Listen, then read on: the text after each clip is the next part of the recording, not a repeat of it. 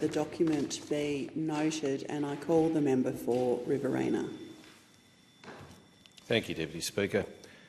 This shirt I'm wearing, made from Australian cotton, an industry which has been demonised by many in this place. Cotton is a very, very good agricultural product, and Australian cotton growers do it better than any other nation on earth. But this shirt has a number of plastic buttons on it. I've put in place plastic collar stays to make my tie sit better, and that's all well and good. But when these shirts come in the boxes, when these shirts are bought from stores, they contain so many pins and bits of plastic, round the collar, right through it, sleeves, cuffs, the whole bit. It is unbelievable. And it's not just shirts, it's just about every product we buy now comes wrapped in plastic, comes with so much material around it. It's not just to safeguard people from whatever condition that the makers might think that is going to befall them when they open it. It's just nonsense. And what we're seeing is this deluge of plastic being forced upon a society that puts consumerism above all else. Now, the House of Representatives Standing Committee on Climate Change, Energy, Environment and Water concluded its inquiry into plastic pollution in Australia's oceans and waterways earlier this year. Tabled a report May 28, the final report, which was tabled in Parliament that day, made 22 recommendations aimed at strengthening Australia's plastics management framework to minimise plastic waste to landfill, incentivise the use of recycled materials in the production of new plastics and strengthen management of the plastics already in the environment. Now, the chair of the committee was the member for Macon, and the comments that he made at the time I very much agree with, and I think any person who is concerned not just about the here and now but indeed about the future of our planet would also agree with much of what the member for Macon said. Without urgent action, plastic waste will increase and continue to negatively impact our oceans and waterways. That's what he said. He continued, Australia needs to act now to protect its natural environment for future generations. And he's right, of course. He's absolutely correct.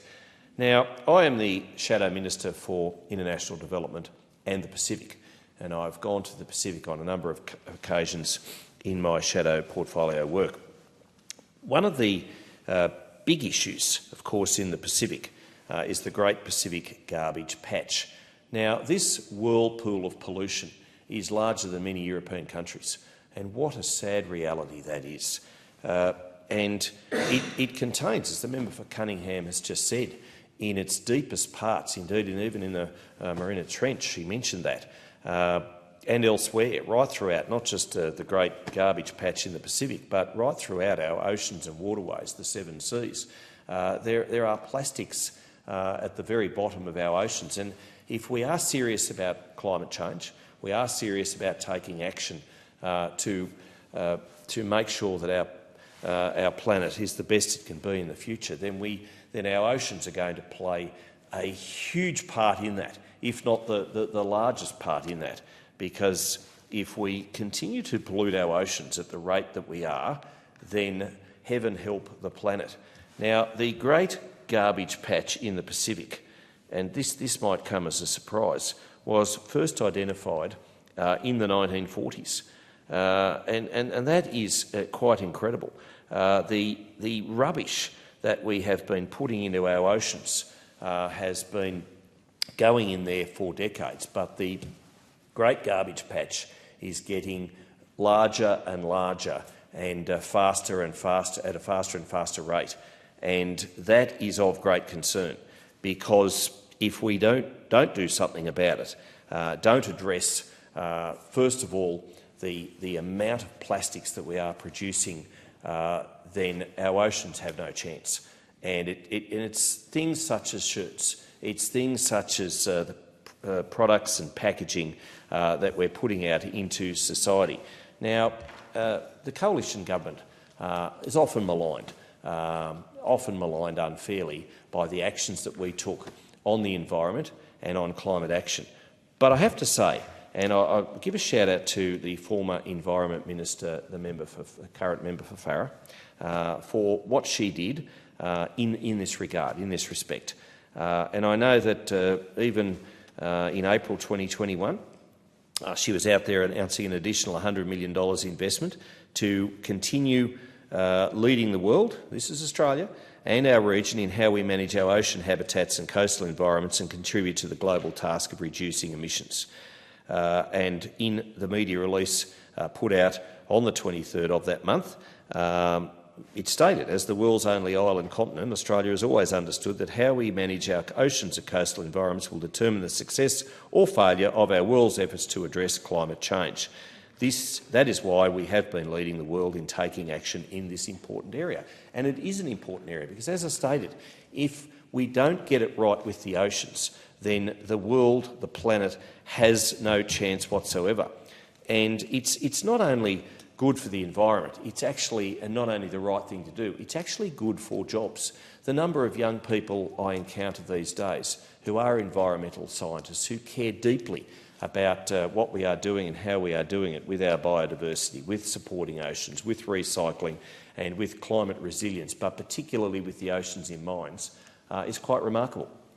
And I know that there's many companies. I had one come in to see me this week, but there's one also building a huge facility in Parkes in my current Riverina electorate boundaries, converting waste to energy, and that is to be commended. This, take note, on the Standing Committee on Climate Change, Energy, Environment and Water, the report that was handed down in May this year is important because, as the member for Macon has said, many Australians want to recycle correctly, but inconsistencies amongst state and territories have led consumers to believe that certain items are recyclable or compostable when they are not. And as he stated further, the committee recommends nationally harmonising the single-use plastic bans, waste collection standards and the container deposit scheme.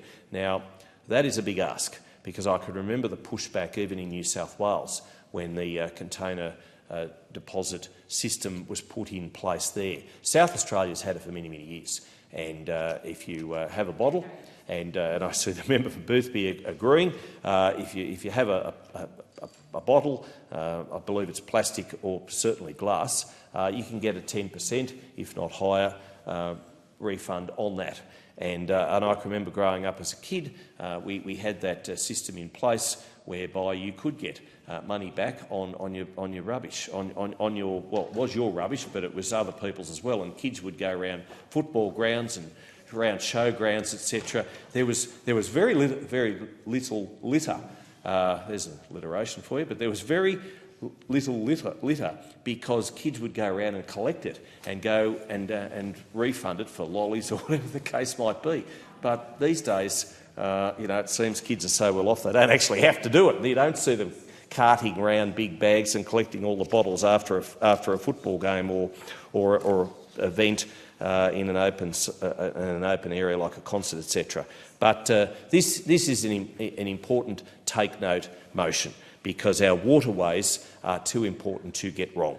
I would encourage and urge the committee and others to acknowledge the work that the Morrison government in particular did in this area. I know that Australia's strengthened support for a global plastics treaty was something that both the member for Farrer and the then Prime Minister Morrison pushed. The Pacific Declaration urges the international community to start work on a legally binding global agreement as soon as possible. That happened during our last term of government.